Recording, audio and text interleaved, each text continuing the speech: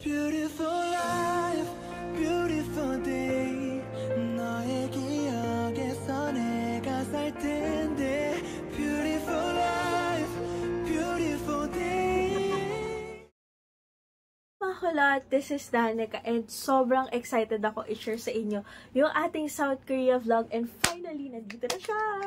So, first time ko nga palang mag-out of the country. First time ko sumakay sa eroplano. Sobrang daming first time na na-experience dito sa vlog na to. And kasama ko yung mga high school friends ko and si Michael. Actually, hindi ko nga inakalang matutuloy ito kasi way back 2023, parang nagjo-joke lang kami ng mga high school friends. Tara sa Korea. Ganun lang, send lang ng mga reels sa Facebook. And then finally, nag-book kami early 2024 ng flight. Wala pa kaming visa, wala kaming anything. Sobrang risk-taker pala, no, looking back. And nung pumasa kami sa immigration, nagkaroon kami ng visa, hindi pa rin namin inakala na makakarating kami. Hanggang finally na nag-land kami. But let's go back dun sa mga prep days muna natin.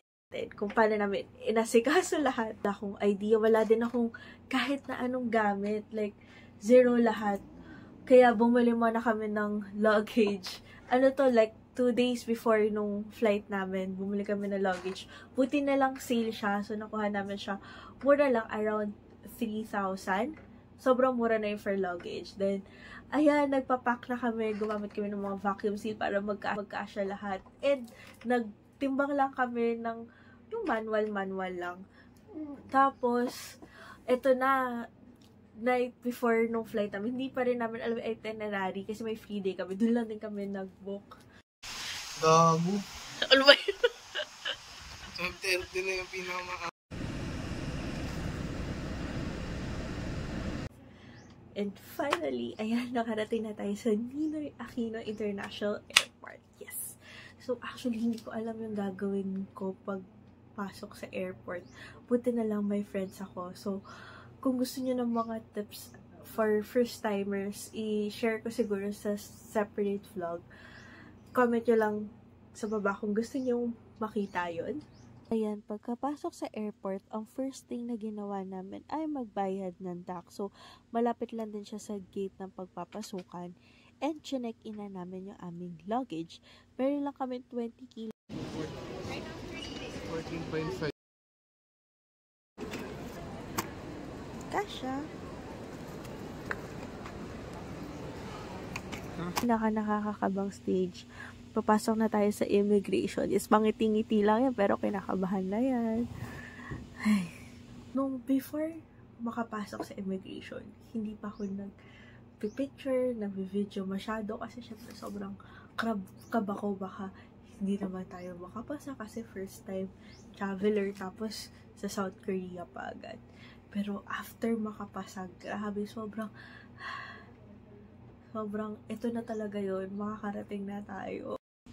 Tapos ito na, lakad mo tatag na kasi nakapasa tayo sa immigration. Yes, tuloy na ang Hello South Korea natin. Pero bago yan, kumain muna tayo. Yan, waiting na lang tayo sa ating airplane. Let's go!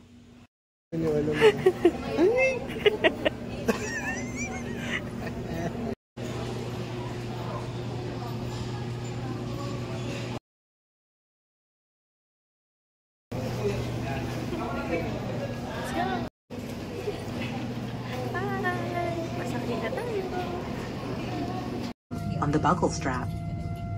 To unfasten, inflate your life vest until you are at the exit, as this would slow down the evacuation flow. Your life vest has... Ito na, this is it pansit. Seatbelt check, yung bag na sa ilalim check, and we're ready to take off. Grabe, sobra kong gusto i-capture yung moment na first time kong lumipad sa eroplano. Sobrang halo-halo yung emosyon ko na nafe-feel ko that time. Nahihilo, nasusuka, natatakot, na-excite, kinakabahan. Lahat na emosyon. Hindi ko ma-explain. Pero pinaka nangingibabaw is grateful ako sa opportunity na meron ako ngayon opportunity na makapag-explore ng bagong country. Yung dati, pinapanood mo lang sa K-drama. Pero ito na, malapit ka na makapunta doon sa mga scenes na napapanood mo lang. Matitikman mo na yung mga pagkain nila, maririnig mo na kung paano sila magsalita ng live, makikita mo na sila in personal kung paano sila namumuhay ng araw-araw. Grabe, sobrang saya, sobrang surreal no experience. Around 4 hours yung ating travel, and once na makapag-take off na, isuserve na yung food. Grabe, ang sarap niyan. Touchdown sa South Korea, and we're on our way sa immigration. Need natin mag-transfer via train. And yan yung mga kasama natin, si Andrea, Charlene, and si Chloe.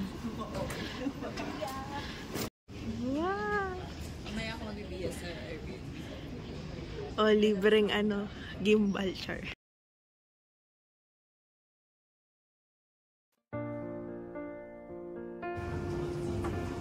Love, say hi! Welcome to Seoul!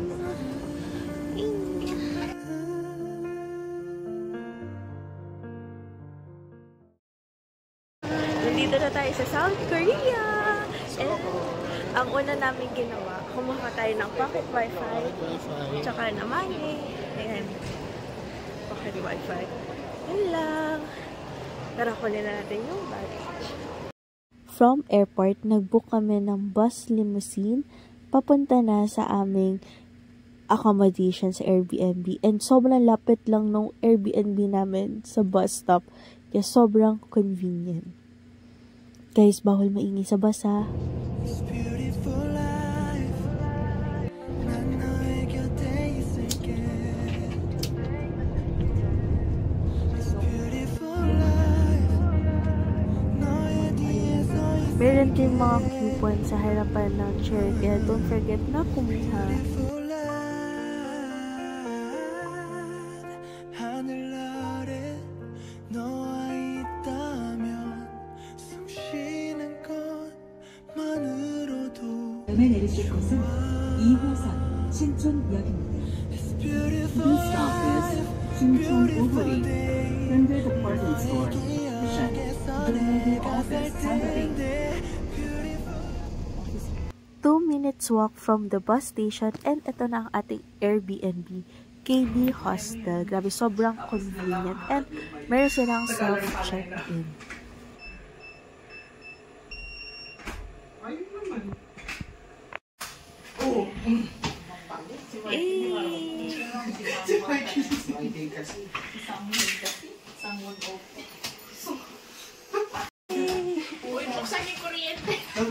Flashlight na kaya, no? Uy, nagbayad ba? Yung kwarto ninyo ni Michael. Sa kabila. Sa labas. Dito ako. Ay! May vacuum. Kala mo naman may vacuum.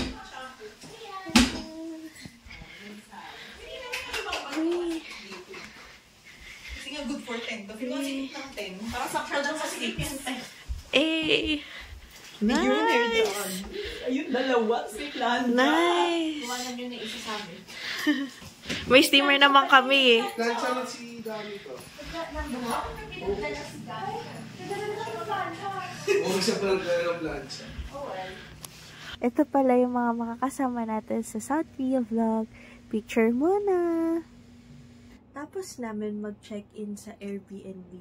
Medyo nagmamadali na lahat kasi imimit pa namin si Chingo, si Mr. Kim, friend siya ni Chloe from college. And itutur niya tayo sa Namsan Tower dapat and kakain ng dinner. Kaso, na-late na kami. Like, ang call time namin to meet is around 6 p.m. or 5, pero parang 7 na kami nakarating.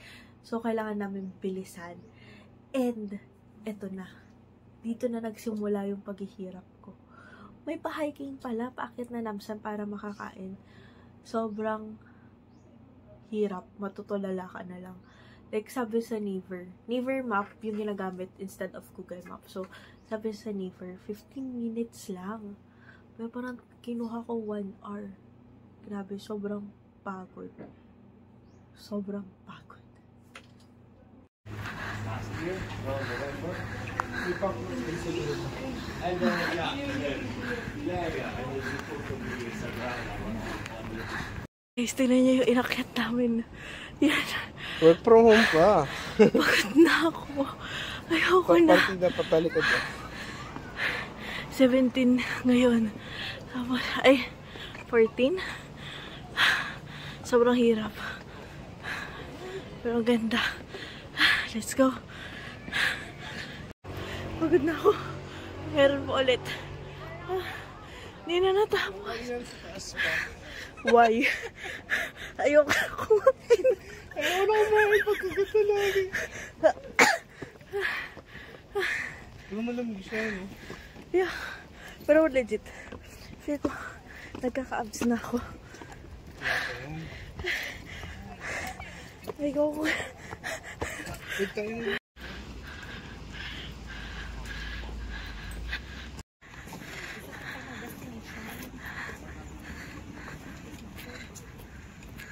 Tara na. Ayun, 6:30 na ako. Kaya 7:30.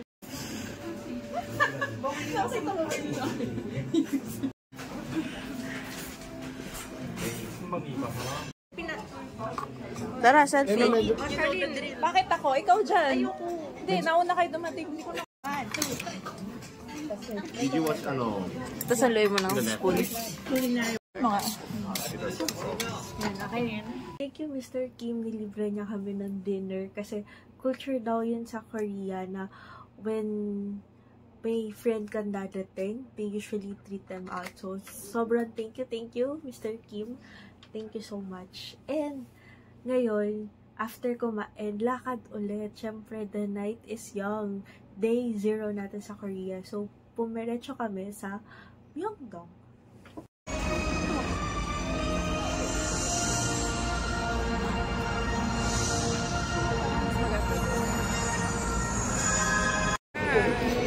Hi guys, we're in BGC.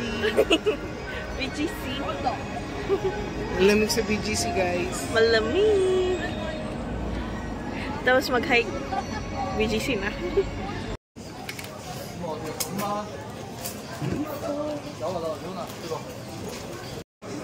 Grifo. Myeongdong, sinasabi ng mga Koreans, is a very overpriced place. But you'll see how much nag-enjoy ako kasi ang dami makikita. May olive young, may pagkain, and nandun din yung palitan ng mga pera. Hi guys! Dito na tayo sa Myeongdong! Tapos sa Shinsegae. 아, 이거 노래 좋은 게 많네. 근데 말고 들어봐요. 어리경. Yeah! Hey! Olive Young, tara! O, ayaw nyo? Kain na tayo. Kain tayo. Dito tayo sa gilid. Kaya nga, pag meron, may kakayo ka na.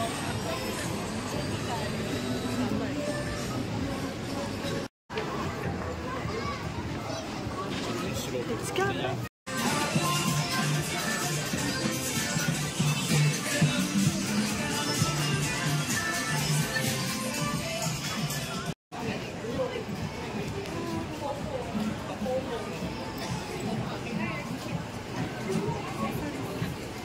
New. Ito ba yung nakikita natin?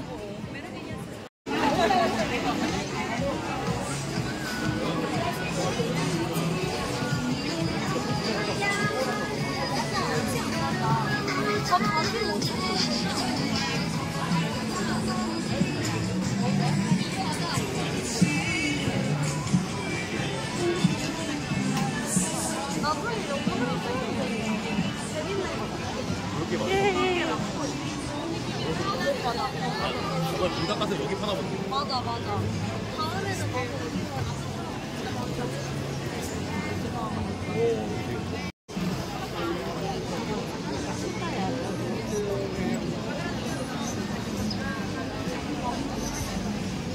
What?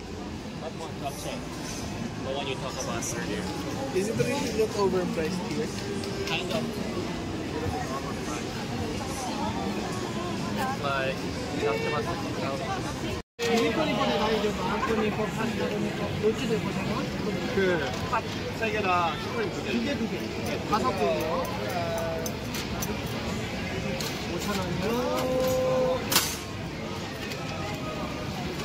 Ano?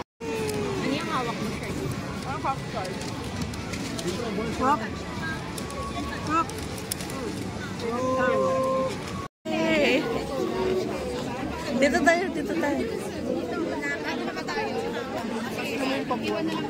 Saan?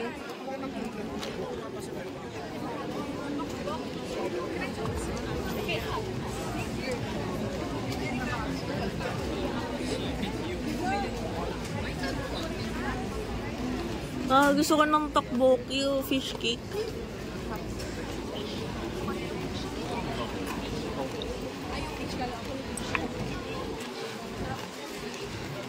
Olivia! Ayun na, love, tabi ka. Yay! Diyan tayo. Yay! Let's go!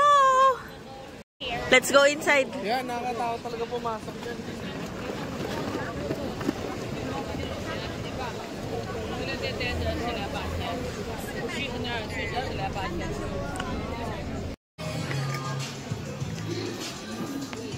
Parang maganda to, no? Parang maganda nga siya. Mascara.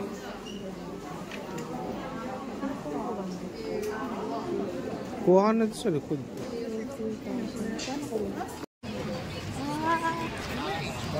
Almonds. Sarap yan. Sobra. $1,390. Saan pa tayo mapapapalit? Doon pa sa unahan. Oh, $1,390 din. Ay, box. Oh, okay saan?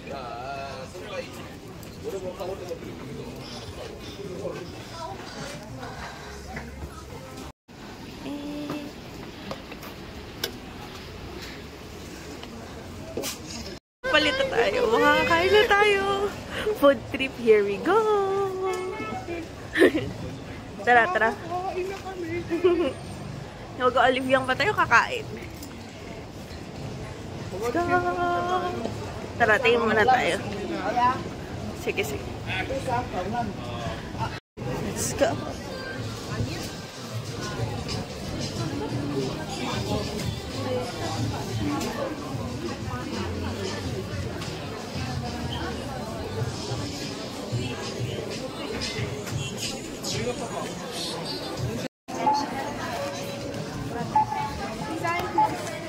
Hello, gusto mo i-try?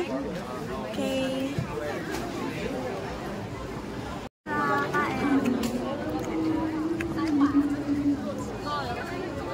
Di ba? Doon ko ba yung bumili ako? Kay ate. Love ko naman. Yay!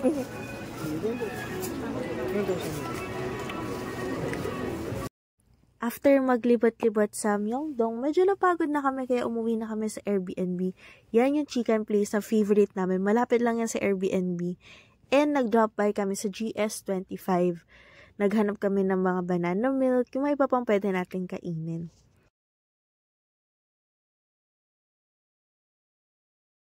So, doon nagtatapos yung ating day 0 sa Korea.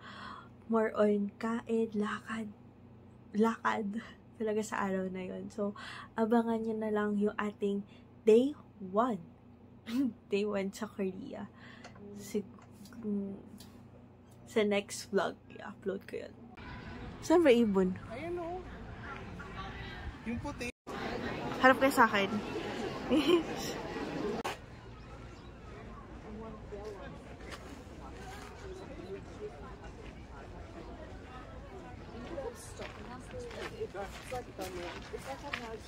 like